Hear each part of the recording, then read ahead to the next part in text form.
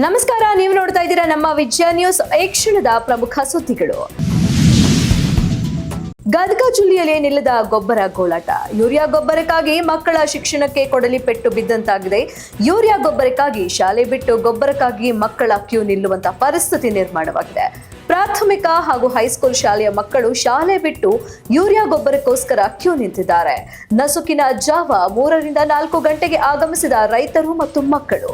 ಊಟ ನಿದ್ದೆ ಇಲ್ಲದೆ ಮಕ್ಕಳ ಸಮೇತ ನೂರಾರು ರೈತರು ಕ್ಯೂ ನಿಲ್ಲುವಂತಹ ದುಸ್ಥಿತಿ ಈಗ ಕಾಣಬಹುದಾಗಿದೆ.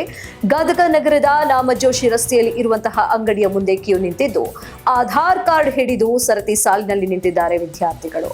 ಒಬ್ಬರಿಗೆ ಒಂದೇ ಚೀಲ ಯೂರಿಯಾ ಗೊಬ್ಬರ ನಿಯಮವಾಗಿದ್ದು, ಹೀಗಾಗಿ ಮಕ್ಕಳ ಸಮೇತ ಆಗಮಿಸಿದ್ದಾರೆ ನೂರಾರು ರೈತರು. ಗದಗ ತಾಲೂಕಿನ ಹುಲಕೋಟೆ, ಕುರ್ತಕೋಟೆ, ಪಾಪನಾಶಿ, ಕಳಸಾಪುರ, ಅಸುಂಡಿ, ಪಾಪನಾಶಿ ತಾಂಡ ಸೇರಿದಂತೆ ವಿವಿಧ ಗ್ರಾಮಗಳಿಂದ ಆಗಮಿಸಿದ್ದಾರೆ ರೈತರು ಹಾಗೂ ಮಕ್ಕಳು. ಸಚಿವರ ಊರು ಹುಲಕೋಟೆಯಲ್ಲಿಯೇ ಸಿಗುತ್ತಿಲ್ಲ ಗೊಬ್ಬರ. ಹುಲಕೋಟಿ ಗ್ರಾಮದ ಮಕ್ಕಳು, ರೈತರು ಸಹ ಗೊಬ್ಬರಕ್ಕಾಗಿ ಕ್ಯೂ ನಿಂತು ಪರದಾಡುವಂತಹ ದುಸ್ಥಿತಿ. ಸಚಿವ ಎಚ್.ಕೆ. ಪಾಟೀಲ್ ತವರೂರು ಹುಲಕೋಟೆ ಗ್ರಾಮದಲ್ಲಿ ಈ ಪರಿಸ್ಥಿತಿ ನಿರ್ಮಾಣವಾಗಿದ್ದು, ವ್ಯಾಪಾರಸ್ಥರು ಆಡಿದ್ದೇ ಆಟ ಅಂತ ರೈತರು ಕಿಡಿಕಾರಿದ್ದಾರೆ. ಗೋಡೌನ್ನಲ್ಲಿ ಸಾಕಷ್ಟು ಗೊಬ್ಬರ ಸ್ಟಾಕ್ ಇದ್ರೂ ಕೂಡ ಕೊಡ್ತಿಲ್ಲ ಅಂತ ರೈತರು ತಮ್ಮ ಆಕ್ರೋಶವನ್ನ ವ್ಯಕ್ತಪಡಿಸ್ತಾ ಇದ್ದಾರೆ. ಗೊಬ್ಬರ ಸ್ಟಾಕ್ ಇದ್ರೂ ಕೃತಕ ಭಾವ ಸೃಷ್ಟಿ ಮಾಡ್ತಿರೋ ವ್ಯಾಪಾರಸ್ಥರು ಅಂತ ರೈತರು ಕಿಡಿಕಾರ್ತಿದ್ದಾರೆ. ಗದಗ ನಗರದಲ್ಲೇ ಗೊಬ್ಬರ ರಾಜ್ಯಾದ್ಯಂತ ನಡೆದ್ರು ಜಿಲ್ಲಾಡಳಿತ ಕೃಷಿ ಇಲಾಖೆ ಡೋಂಟ್ ಕೇರ್. ಕೂಡ್ಲಿಗಿ ಪಟ್ಟಣದ ಹೊರವಲಯದ ಕರೇಕಲ್ ಬಗಡಿ ಹತ್ತಿರ ಕರ್ನಾಟಕ ಕೊಳಗೇರಿ ಅಭಿವೃದ್ಧಿ ಮಂಡಳಿ ವತಿಯಿಂದ ಗುಂಪು ಮನೆಗಳು ಭೂಮಿ ಪೂಜೆ ನೆರವೇರಿಸಲಾಯಿತು.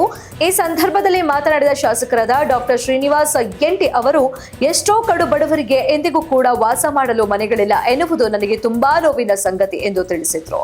ಆಗ ಪಟ್ಟಣ ಕರ್ನಾಟಕ ಕೊಳಗೇರಿ ಅಭಿವೃದ್ಧಿ ಮಂಡಳಿ ಫಲಾನುಭವಿಗಳು ಮಾತನಾಡಿ, ಎಳೆಯವರಿಗೂ ಕೂಡ್ಲಿಗಿ ಪಟ್ಟಣದಲ್ಲಿ ಕರ್ನಾಟಕ ಕೊಳಗೇರಿ ಅಭಿವೃದ್ಧಿ ಮಂಡಳಿಯಿಂದ 879 ಮನೆಗಳು ಬಂದಿದ್ದು, ಅದರಲ್ಲಿ 257 ಮನೆಗಳು ಕಾಮಗಾರಿ ಹಂತದಲ್ಲಿ ಇದ್ದು, ಫಲಾನುಭವಿಗಳಿಗೆ ಸರಿಯಾದ ಸಾಮಗ್ರಿಗಳನ್ನು ಒದಗಿಸದೆ ಭೂಮಿ ಪೂಜೆ ಮಾಡಿರುವುದು ಫಲಾನುಭವಿಗಳಿಗೆ ಬೇಸರ ತರುವಂತಹ ವಿಚಾರವಾಗಿದೆ. ಈ ಸ್ಥಳಕ್ಕೆ ಭೇಟಿ ನೀಡಿದ ಎಲ್ಲ ಫಲಾನುಭವಿಗಳ ನಡುವೆ ಹಾಗೂ ಅಧಿಕಾರಿಗಳಿಗೂ ಮತ್ತು ಶಾಸಕರ ನಡುವೆ ಮಾತಿನ ಚಕಮಕಿ ನಡೆಯಿತು. ಆಗ ಫಲಾನುಭವಿಗಳು 257 ಮನೆಗಳು ಅರೆಬರೆ ಆಗಿದ್ದು, ಈ ಮನೆಗಳು ಮುಗಿಸಿಕೊಡಿ ಎಂದು ಬೇಡಿಕೆ ಇಟ್ಟರು.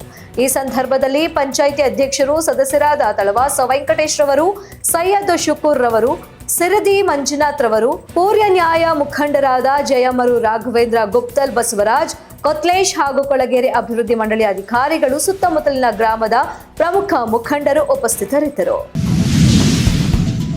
ಮಸೀದಿಯಲ್ಲಿ 5 ವರ್ಷದ ಬಾಲಕಿಗೆ ಲೈಂಗಿಕ ದೌರ್ಜನ್ಯ ಆರೋಪಿ ಈಗ ಬಂಧಿತನಾಗಿದ್ದಾನೆ.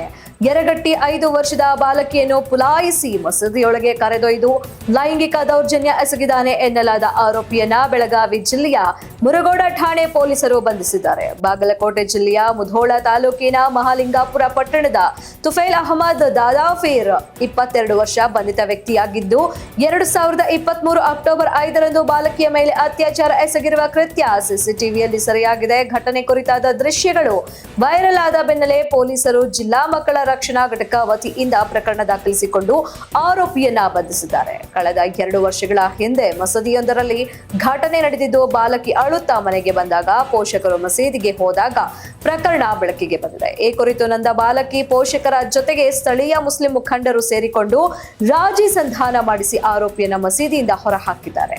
ಇದೇ ವಿಚಾರವಾಗಿ ಪುನೀತ್ ಕೆರೆಹಳ್ಳಿ ಪೋಸ್ಟ್ ನಿಂದ ಅಲರ್ಟ್. ನೊಂದ ಬಾಲಕಿ ತಂದೆ ಕುಡಿದ ಅಮಲಿನಲ್ಲಿ ಹಿಂದೂ ಪರ ಹೋರಾಟಗಾರ ಪುನೀತ್ ಕೆರೆಹಳ್ಳಿಗೆ ಅವರಿಗೆ ಕರೆ ಮಾಡಿ ಪ್ರಕರಣ ಕುರಿತು ಸಂಪೂರ್ಣ ಮಾಹಿತಿ ಹಂಚಿಕೊಂಡಿದ್ದಾರೆ. ಪುನೀತ್ ಕೆರೆಹಳ್ಳಿ ಈ ಕುರಿತು ಮಾಡಿದ ಪೋಸ್ಟ್ ನೋಡಿ ಎಚ್ಚೆತ್ತ ಮುರಗೋಡೆ ಠಾಣೆ ಪೊಲೀಸರು ಖುದ್ದಾಗಿ ಸಂತ್ರಸ್ತೆಯ ಮನೆಗೆ ಭೇಟಿ ನೀಡಿ ದೂರು ಕೊಡಲು ವಿನಂತಿಸಿದ್ದಾರೆ. ಆದರೆ ಮಕ್ಕಳ ಭವಿಷ್ಯದ ಹಿನ್ನೆಲೆ ಹೆತ್ತವರು ದೂರು ಕೊಡಲು ಹಿಂದೇಟು ಹಾಕಿದ್ದಾರೆ. ಈ ಹಿನ್ನೆಲೆ ಮಹಿಳಾ ಮತ್ತು ಮಕ್ಕಳ ಕಲ್ಯಾಣ ಇಲಾಖೆ ಮೂಲಕ ಸ್ಥಳೀಯ ಅಂಗಡಿ ಮೇಲ್ವಿಚಾರಕಿ ಕೊಟ್ಟ ದೂರಿನ ಆಧಾರದ ಮೇಲೆ ಪೋಕ್ಸೋ ಕಾಯ್ದೆ ಅಡಿಯಲ್ಲಿ ಪ್ರಕರಣ ದಾಖಲಿಸಿಕೊಂಡು ಆರೋಪಿಯನ್ನ ಬಂಧಿಸಲಾಗಿದೆ.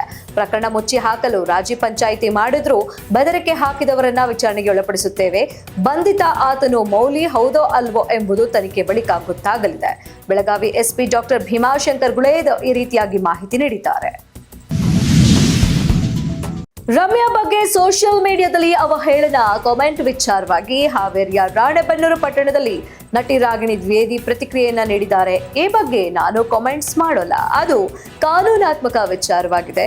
ಸಮಾಜದಲ್ಲಿ ಮಹಿಳೆಯರೆಲ್ಲರನ್ನು ಟಾರ್ಗೆಟ್ ಅಂತಾನೆ ಹೇಳಬಹುದು. ಇದು ಕೇವಲ ಸಿನಿಮಾ ನಟಿಯರಿಗೆ ಅಷ್ಟೇ ಅಲ್ಲ. ನೀವು ಯಾವುದೇ ಸೋಷಿಯಲ್ ಮೀಡಿಯಾ ಅಕೌಂಟ್ ನೋಡಿ, ಅದರಲ್ಲಿ ಬಹಳಷ್ಟು ನೆಗೆಟಿವ್ ಕಾಮೆಂಟ್ಸ್ಗಳು ಇರ್ತವೆ. ಎಲ್ಲರೂ ಖುಷಿಯಾಗಿ ಪಾಸಿಟಿವ್ ಆಗಿದ್ರೆ ಚೆನ್ನಾಗಿರೋದು.